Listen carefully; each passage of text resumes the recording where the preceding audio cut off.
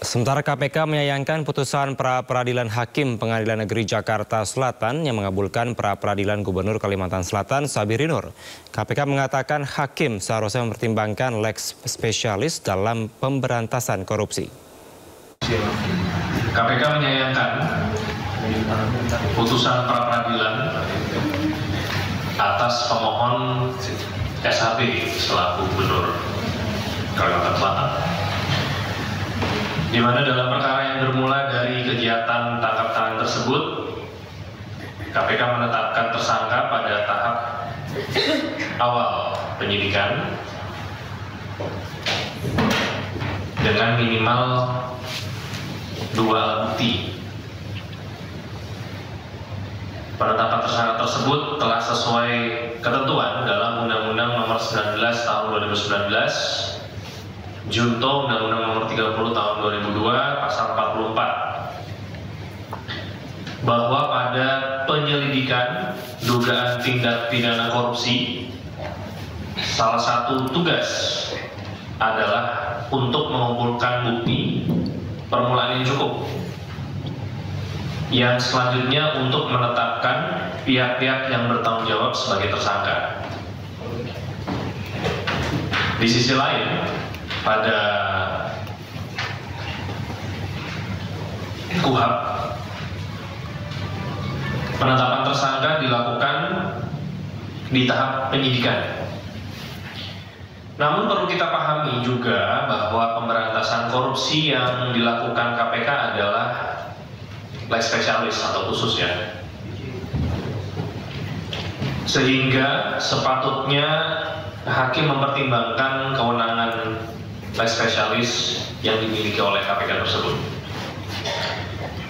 Namun demikian, KPK tetap menghormati putusan Hakim pra-peradilan yang sudah ditetapkan, dan KPK akan segera mempelajari risalah putusan tersebut untuk dipertimbangkan apa langkah-langkah selanjutnya yang akan diambil. Demikian tanggapan Komisi Pemberantasan Korupsi terkait hasil putusan pra-peradilan dari saudara SN. Pemirsa, Pengadilan Negeri Jakarta Selatan mengabulkan sebagian pra-peradilan yang diajukan Gubernur Kalimantan Selatan Sabiri Nur. Hakim menyatakan penetapan Sabiri Nur sebagai tersangka suap oleh KPK tidak sesuai dengan ketentuan hukum.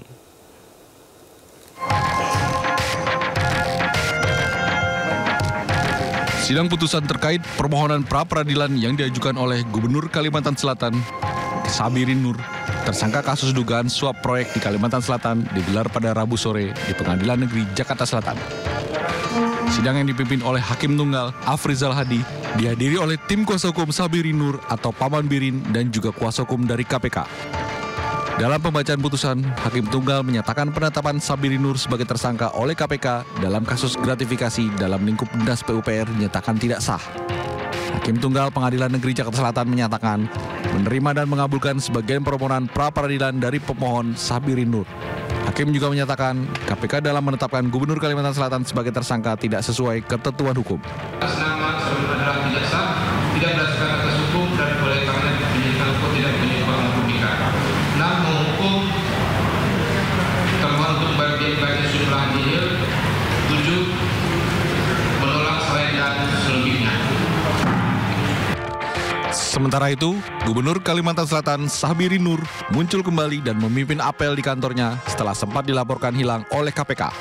Sudah menunjuk pelaksana begitu ya, supaya roda pemerintahan berjalan begitu. Nah, kalau kemudian beliau aktif kembali, maka tentu akan dilakukan penyesuaian dan meminta keterangan langsung dari yang bersangkutan begitu.